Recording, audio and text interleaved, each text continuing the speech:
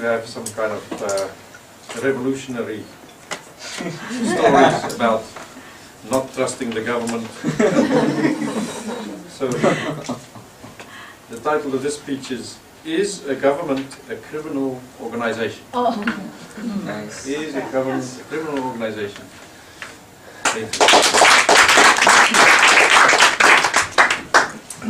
Yeah, my speech will be really serious.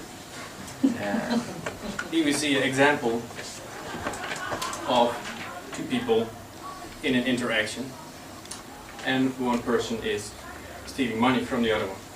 And we call that theft. We say that is wrong. But you can convert that into social justice by putting another person in between there from the government. And you can delegate the right to steal, we call it taxes then, from someone else. And then it's certainly good. And I'd like to give you a quote of Voltaire first. It says, killing is wrong, therefore murderers are punished, unless they do it in great numbers on the sounds of trumpets. And that gives you an idea that there is something strange going on. That actions that are considered wrong on a very small scale suddenly become right if you do them on a bigger scale through this magical conversion of government. The same works, for example, if I print money in my basement, that would be considered wrong. But if the government prints money in a central bank and spends it, then it's suddenly stimulating the economy in a Keynesian fashion. And you might want to think that maybe this is a strange concept, that morality can suddenly reverse for these people. And I like to explore it a little bit. And I dedicate this speech to this mister. This is August Landmesser. And he was standing in a big crowd, and the crowd was cheering on the force of the government at that time. They were all very enthusiastic, and he held his arms crossed. And I think that is very courageous, because it's very difficult to go against such an enormous peer pressure. This is a very important subject, because if we look at the 20th century, then we can see that this magical group that is allowed to use violence in our society has killed over 260 million people. And that is something that is a really scary fact. And it's not even wars that are the biggest cause. It's mainly concentration camps and economic projects gone very badly. So to answer the question, if a government is a criminal organization, we need to have a definition of a government and a definition of a criminal organization. Just like you would need if you want to determine whether tomato is a fruit or a vegetable. So my argument will go the same way as all men are mortal, Socrates is a man, therefore Socrates is mortal.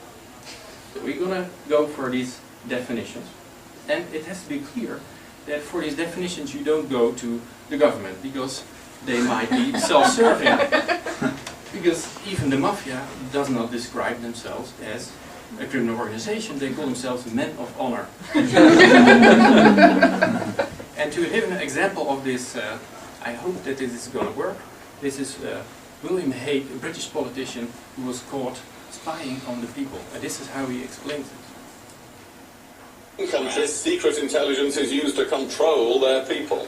In ours, it only exists to protect their freedom.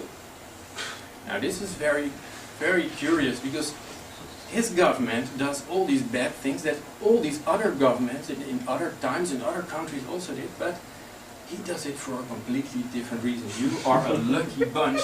He does it to protect your freedom. Isn't that great? But you could quickly figure out that he is lying. If you slow him down with a little bit, 15%, give him a little bit of echo and a little eerie background music, then it sounds like this.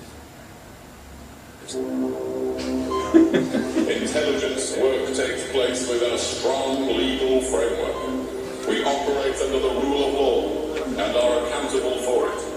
In certain countries, secret intelligence is used to control their people. In ours, it only exists to protect their freedoms. Protect their freedoms. Protect Well, it is comforting, right? Yeah.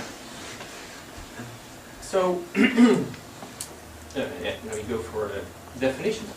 Let's say a government is an organization with a monopoly of force, on the initiation of force, first use of force, in an area they control. And the area is usually a country, and in this country they control, they can impose their will on their people. And if these people don't obey, they can throw them in jail and use all kind of force necessary to get them there. A crime is an involuntary relationship, or involuntary act between people. So if I go to the shop with €1 and the shopkeeper has a banana, and I prefer the banana over the euro, and the shopkeeper prefers the euro over the banana, we can make a trade, and we become both happier out of this interaction. And this is very, very sustainable, because the next day the shopkeeper will have new bananas, I will lose euros, and it can go on forever. It's a durable interaction. If I, on the other hand, start stealing the bananas, then it becomes an involuntary action for his part, and he will try to make defensive measures against it. So he will not longer sell bananas, or hire a security guard, or do something.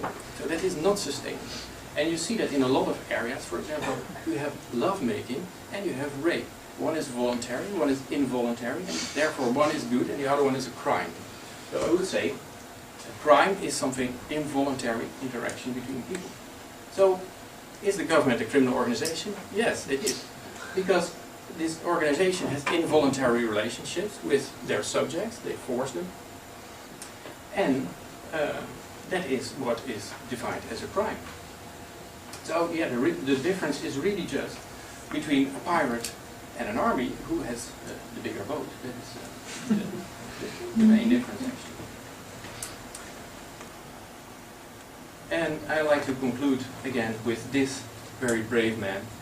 And I'd like you to remember that the chances of you being able to be on the right side when the government, we have a government now that spy on people, that torture people, that indefinitely detain people, that threaten the press when they expose these facts.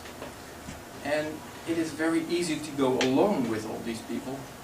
And the chances that you are this mister instead of this mister, they are very small.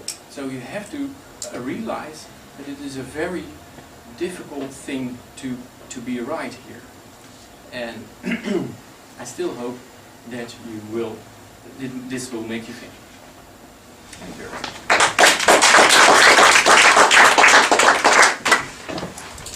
Thank you. Wow.